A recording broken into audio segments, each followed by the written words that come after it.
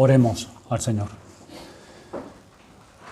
Padre, Dios del cielo y de la tierra, venimos a esta hora para implorar tu ayuda, que tú nos sostengas, tanto a los que escuchan como a mí que voy a exponer, que abra nuestro entendimiento, que podamos recibir tu palabra con fe, podamos abrazarla para poder ponerla en práctica y así poder crecer en nuestro conocimiento de Cristo y en nuestra vida espiritual, para que así nos conduzcamos en todo delante de tus ojos y te demos gloria y honra y tu nombre sea santificado en nuestros hogares, en la iglesia y en nuestros trabajos y con nuestro prójimo.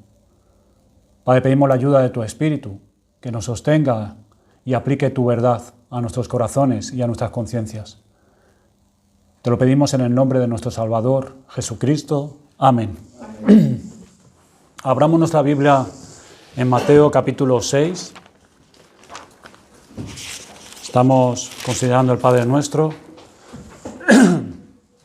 Mateo 6, versículos del 5 al 13. Vamos a leerlo nuevamente. Y cuando ores, no seas como los hipócritas, porque ellos aman el orar en pie en las sinagogas y en las esquinas de las calles, para ser vistos de los hombres. De cierto os digo que ya tienen su recompensa. Mas tú, cuando ores, entra en tu aposento y cerrada la puerta, ora a tu Padre que está en secreto, y tu Padre que ve en lo secreto te recompensará en público. Y orando no uséis vanas repeticiones como los gentiles, que piensan que por su palabrería serán oídos. No os hagáis pues semejante a ellos, porque vuestro Padre sabe de qué cosas tenéis necesidad antes que vosotros le pidáis. Vosotros pues oraréis así: Padre nuestro que estás en los cielos, santificado sea tu nombre, venga tu reino, hágase tu voluntad, como en el cielo, así también en la tierra.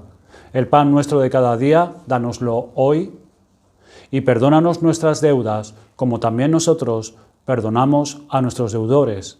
Y no nos metas en tentación, mas líbranos del mal, porque tuyo es el reino, y el poder, y la gloria, por todos los siglos. Amén. Amén. Estamos en una nueva serie acerca de la oración. Creo que nos puede servir de mucha ayuda a la hora de hacer nuestras oraciones, de una forma definida, ordenada, con esos elementos que deben estar presentes en toda oración, porque son los que Dios quiere, esos elementos, y le agrada oír de su pueblo. A través de ellos daremos a Dios la adoración que debemos, porque así buscamos recibir lo que de Él necesitamos. El domingo anterior consideramos este pasaje que acabamos de leer, donde se halla la oración que Jesús enseñó a sus discípulos, y antes de meternos de fondo en ella, establecimos el fundamento de dicha oración. Las palabras Padre Nuestro, que aparecen en el versículo 9, son la esencia de esa oración.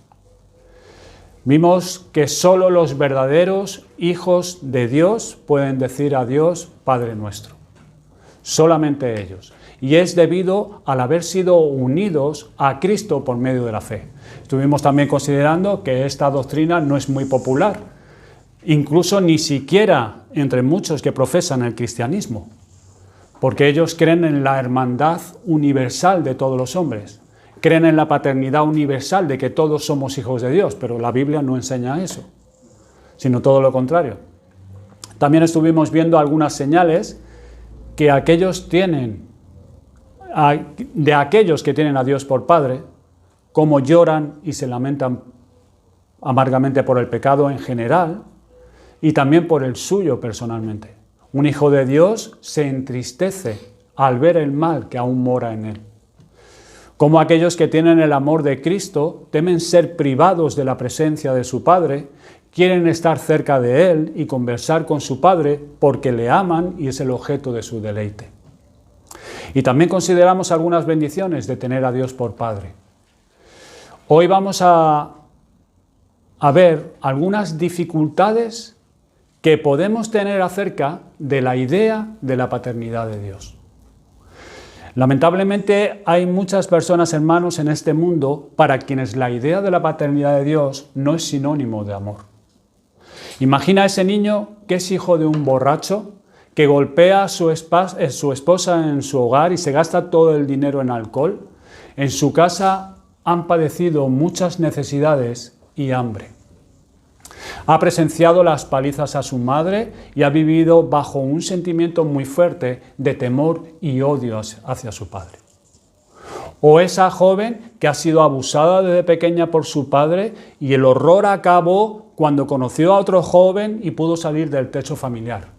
Y vive hasta ese mismo día con sentimientos de culpabilidad y no puede mantener, después de muchos años, una relación personal con su padre.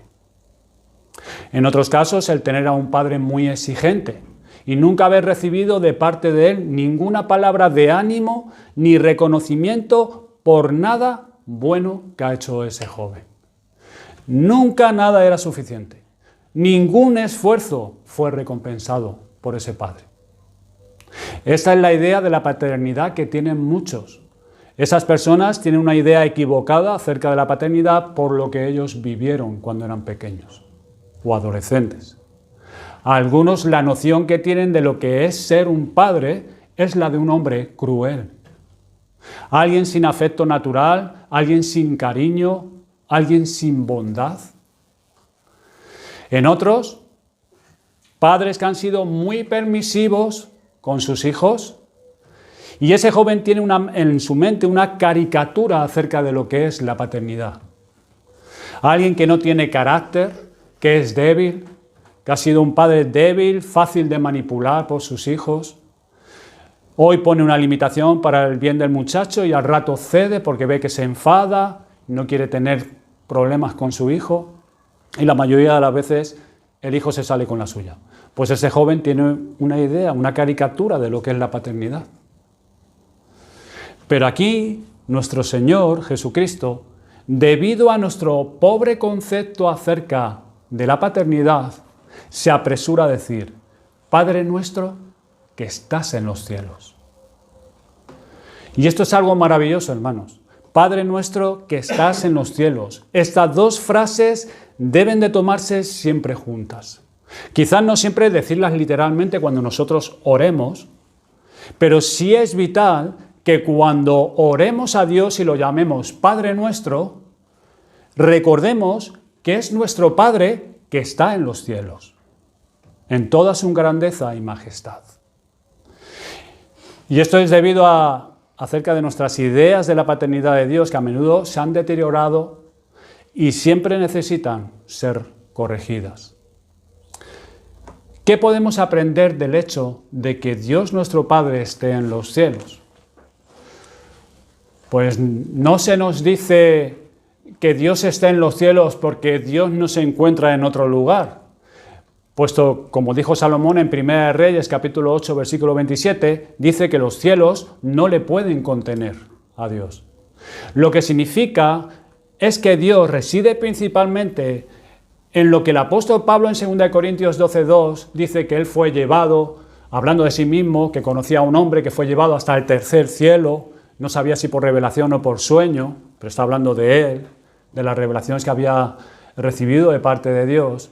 Dice ese tercer cielo, y es allí donde se revela más la gloria de Dios a los santos ángeles. El hecho de que Dios esté en el cielo nos será útil a la hora de orar, pues elevaremos nuestras mentes en oración por encima de la tierra. Y es que no hay que hablar a Dios en ningún otro sitio más que en el cielo, que es allí donde Él se encuentra. ¿Y cómo se logra esto?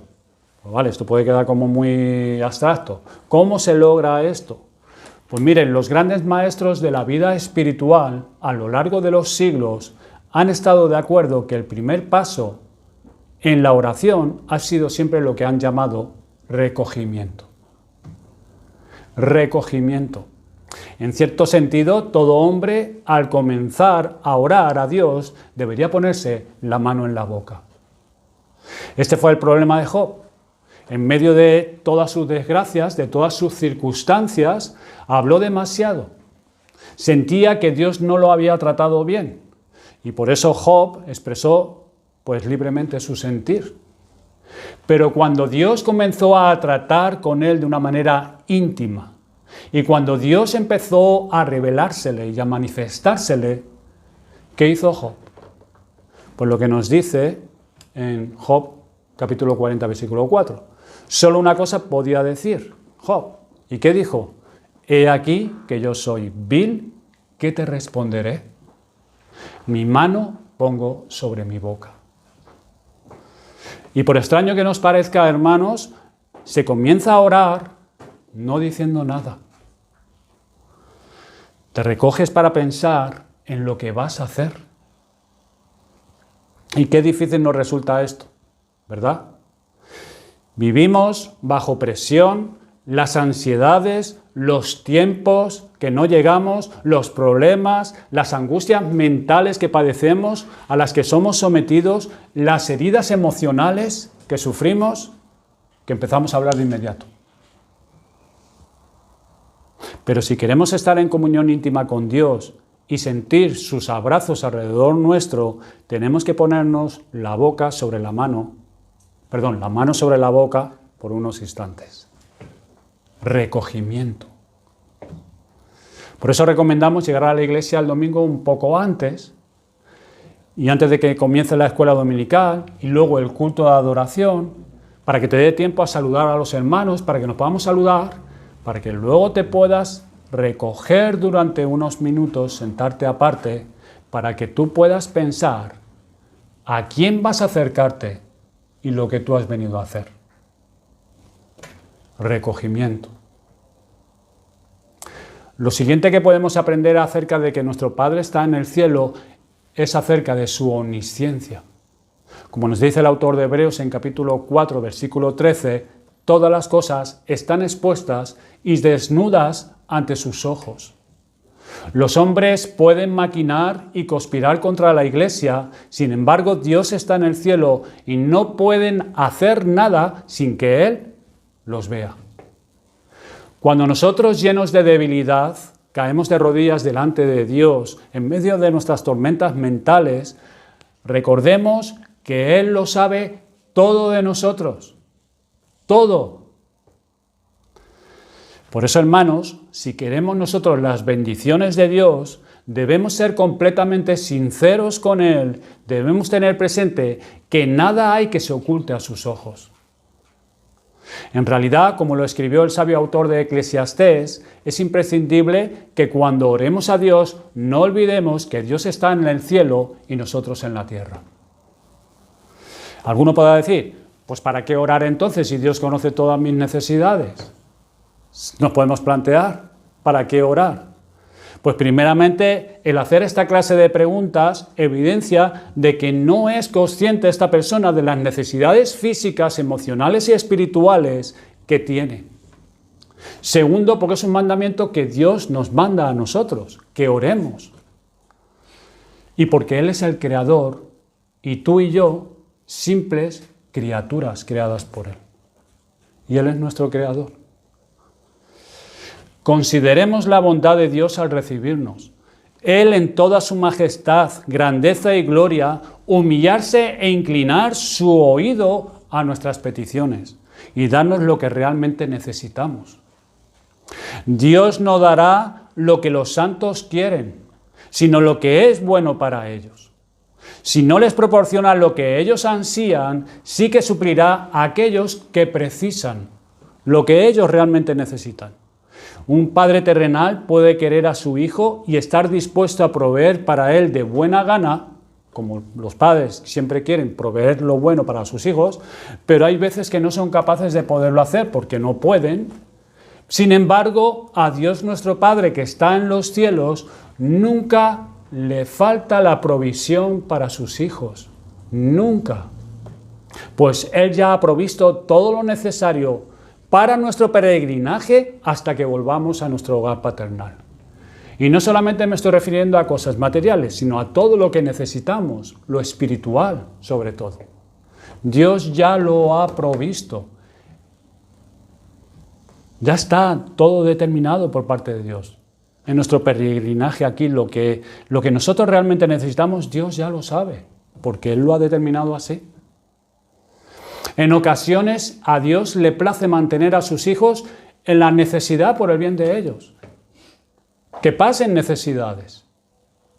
Tal como las ovejas se alimentan mejor con el pasto poco crecido. Así también Dios considera que tener demasiado quizá no sea bueno para su pueblo en esos momentos, ya que la abundancia puede conducir al exceso. A veces Dios estima oportuno poner a sus hijos a dieta para que corran mejor la carrera espiritual.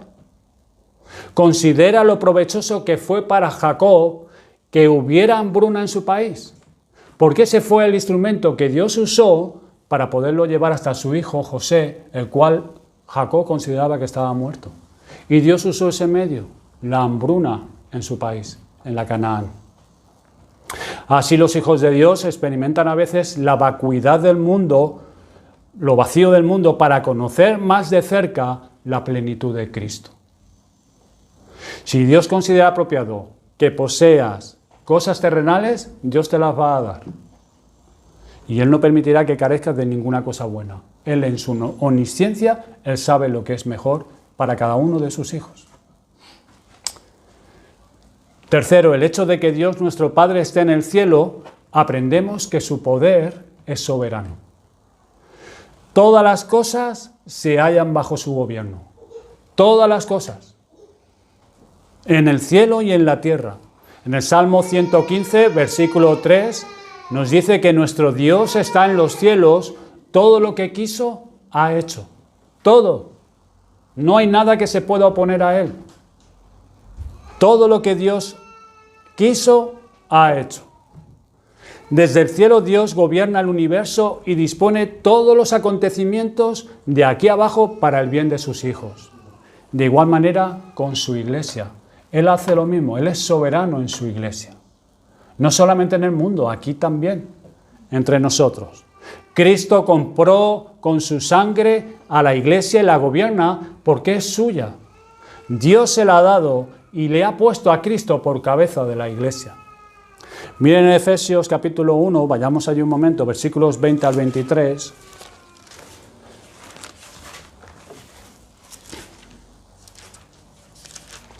Efesios 1, versículos 20 al 23. Empieza hablando acerca de la grandeza del poder de Dios el Padre. Versículo 20, la cual operó en Cristo, resucitando de los muertos y sentándole a su diestra en los lugares celestiales, sobre todo principado y autoridad, y poder y señorío, y sobre todo nombre que se nombra no solo en este siglo, sino también en el venidero. Y sometió todas las cosas bajo sus pies, y lo dio por cabeza sobre todas las cosas a la iglesia, la cual es su cuerpo, la plenitud de aquel que todo lo llena en todo. Y es en su soberanía que Dios ha colocado los diferentes miembros en su iglesia. Miren en 1 Corintios 12, ahí nos lo explica Pablo. 1 Corintios 12, versículos 18. Dice, mas ahora Dios ha colocado los miembros, cada uno de ellos, en el cuerpo como Él quiso. Por eso, un poquito más atrás, en el versículo 6, dice, por eso a uno le es dado diferentes dones, con diferentes diversidades de ministerio, pues Dios es quien hace todas las cosas. Y por eso, en el versículo del 12 al 21, como Dios es soberano y ha puesto los miembros como Él ha querido, empieza a desarrollar Pablo lo que ocurría en la iglesia de Corintio, que se tenían envidias unos con otros, había divisiones, había sido una iglesia y era una iglesia muy bendecida por parte de Dios, tenía muchos dones, muchas capacidades y ministerios, pero lo estaban llevando mal. Y miren lo que dice en el versículo 12, hasta el 21. Dice, porque así como el cuerpo es uno y tiene muchos miembros, pero todos los miembros del cuerpo, siendo muchos, son un solo cuerpo, así también Cristo. Porque por un solo espíritu fuimos todos bautizados en un cuerpo, sean judíos o griegos, sean esclavos o libres, y a todos se nos dio a beber de un mismo espíritu. Además, el cuerpo no es un solo miembro, sino muchos. Si dijera el pie, porque no soy mano, no soy del cuerpo, ¿por eso no será del cuerpo? Y si dijere la oreja, porque no soy ojo, no soy del cuerpo, por eso no será del cuerpo. Si todo el cuerpo fuese ojo, ¿dónde estaría el oído? Si todo fuese oído, ¿dónde estaría el olfato? Mas Dios ha colocado a los miembros, cada uno de ellos, en el cuerpo como Él quiso. Porque si todos fueran un solo miembro, ¿dónde estaría el cuerpo? Desarrolla Pablo. Si todos fueran iguales, todos fueran el mismo miembro, ¿dónde estaría el cuerpo? Pero ahora son muchos los miembros, pero el cuerpo es uno solo. Ni el ojo puede decir a la mano, no te necesito, ni tampoco la cabeza a los pies, no tengo necesidad de vosotros.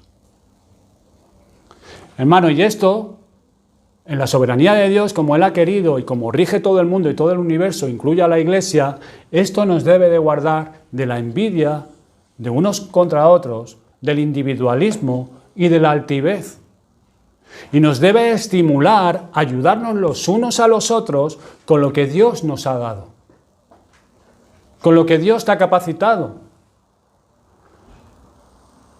Como sigue más adelante en el versículo 25 al 27 del capítulo que estamos considerando, para que no haya desavenencia en el cuerpo, sino que los miembros todos se preocupen los unos por los otros.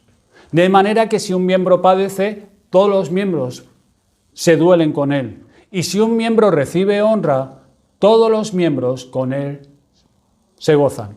Vosotros pues sois el cuerpo de Cristo y miembros cada uno en particular. Así que, ¿qué idea tenemos que tener los unos de los otros? Y aquellos que se les ha permitido estar en una posición mayor, de mayor responsabilidad en la Iglesia. Pues Pablo sigue en el mismo argumento en el capítulo 3, versículos 5 y 9. ¿Qué pues es Pablo? ¿Qué es Pablo? ¿Qué es Apolos? Lo desarrolla Pablo en su carta. ¿Qué pues es Pablo y qué es Apolos? Servidores por medio de los cuales habéis creído. Y eso según lo que a cada uno concedió el Señor. Porque nosotros somos, versículo 9, colaboradores de Dios. Lo concedió el Señor. Si tú eres ojo y no puedes ser oído, pues sirve al Señor siendo ojo. Si yo soy oído, pues tendré que hacer mi función de oído del cuerpo. Por eso Pablo continúa en el capítulo 4, versículos 6 y 7, desarrollando. Por esto, hermanos, lo he presentado como ejemplo en mí y en Apolos, por amor de vosotros, para que nosotros aprendáis a no pensar más de lo que está escrito. No sea que por causa de uno os envanezcáis unos contra otros. Porque, ¿quién te distingue? Dice Pablo. ¿Quién te distingue? Será el Señor, ¿no? Que es el que ha querido poner cada capacidad en cada uno. ¿O qué tienes que no hayas recibido? Y si lo recibiste, ¿por qué te glorías como si no lo hubieras recibido? Así que, queridos hermanos, si algo tenemos es porque se nos ha sido dado por nuestro Padre en su voluntad soberana.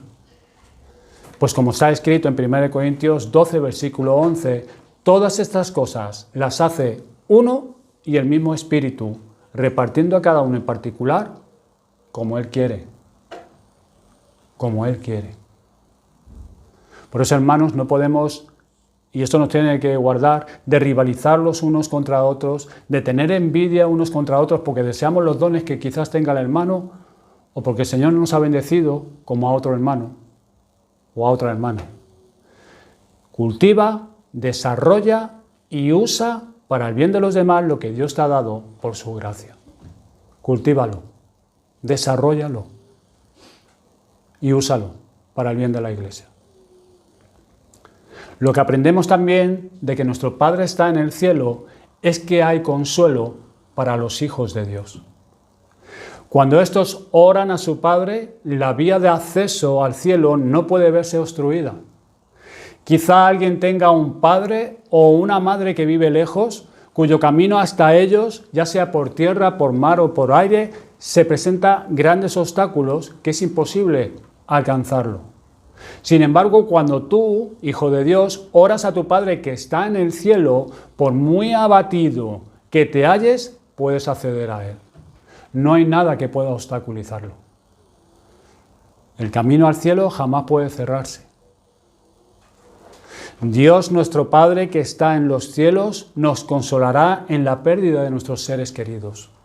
Ha muerto tu padre, ha muerto tu esposo. Si eres creyente, no quedarás viuda o huérfano, ya que tienes un Padre celestial que nunca muere, como nos dice en 1 Timoteo 6:16, el único que tiene inmortalidad.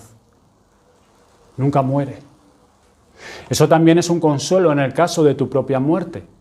Dios es tu Padre y el morir no significa más que ir a Él. Bien puede decir Pablo que la muerte te pertenece, como nos dice en 1 Corintios 3:22.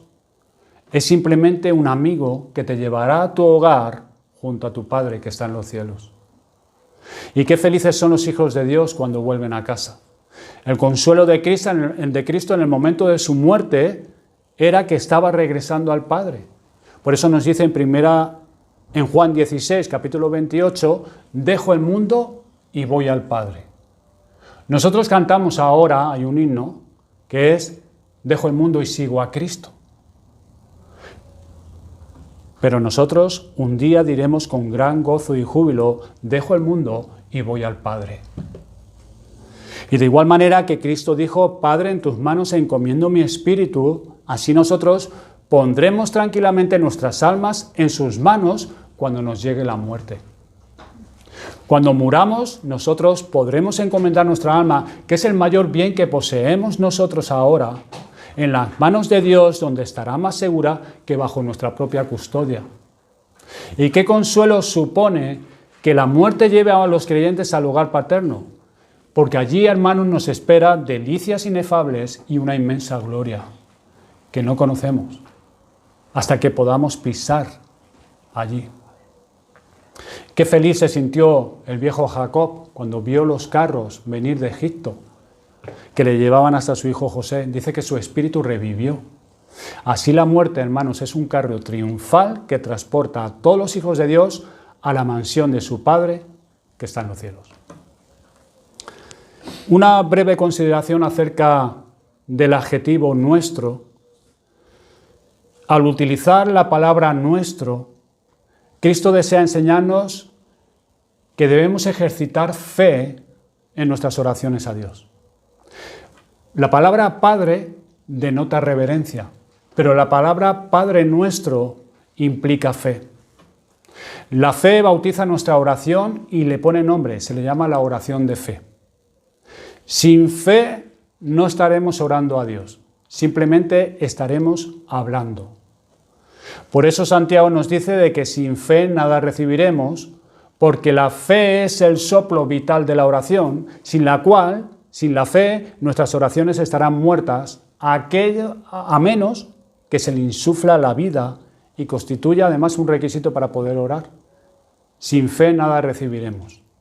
Dice por eso Santiago que pidamos con fe. El Señor Jesucristo dijo en Mateo, capítulo 21, versículo 22, todo lo que pidiereis en oración, creyendo, lo recibiréis. ¿Tú crees eso? Todo lo que tú pidieres, creyendo, lo vas a recibir. No soy un predicador de estos de la... ¿Saben, no? Hermanos, al igual que el pueblo de Israel no pudo entrar en la tierra prometida por causa de su incredulidad, es igualmente cierto de la oración, que no tiene acceso al cielo si es incrédula. Pero ahora, ¿qué significa la oración de fe? ¿Qué significa orar con fe? La oración de fe, como nos dice Santiago.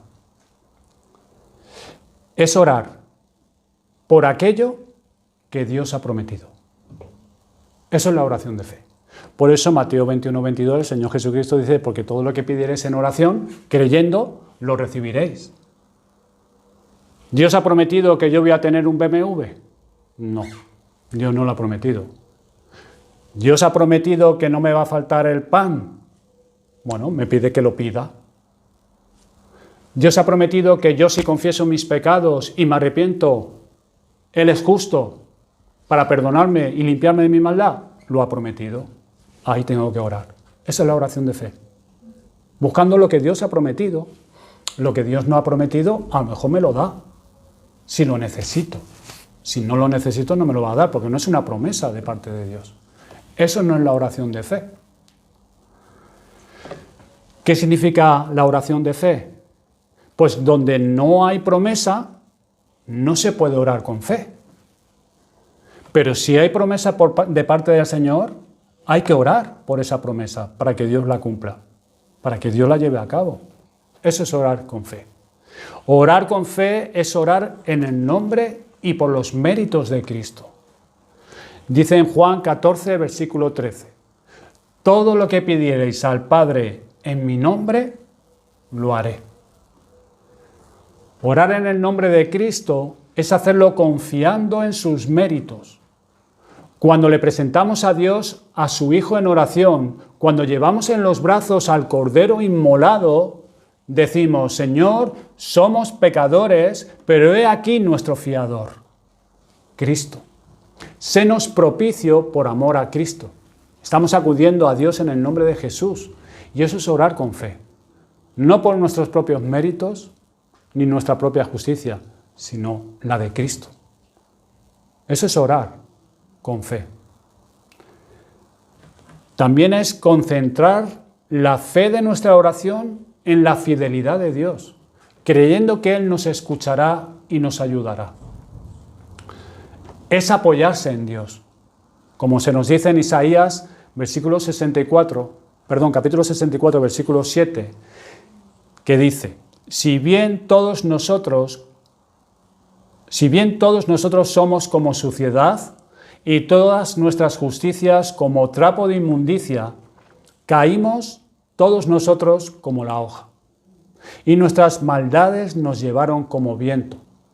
Nadie hay que invoque tu nombre, que se despierte para apoyarse en ti. Por lo cual escondiste de nosotros tu rostro y nos dejaste marchitar en el poder de nuestras maldades. No se apoyaron en el Señor su Dios. Con la oración nos acercamos a Dios, pero con la fe nos apoyamos en Él, en su fidelidad, en que Él nos escuchará y nos ayudará. Por eso en 2 de Crónicas, capítulo 13, versículos 14 y 18, dice, clamaron a Jehová y su clamor era un clamor de fe. Prevalecieron porque se apoyaban en Jehová, el Dios de sus padres.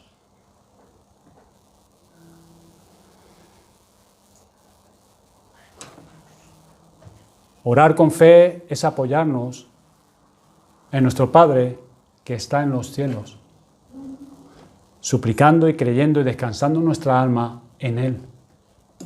Eso es orar con fe. Hermanos, cuando nos acercamos a formular cualquier petición, pongamos nuestra mano sobre nuestra boca.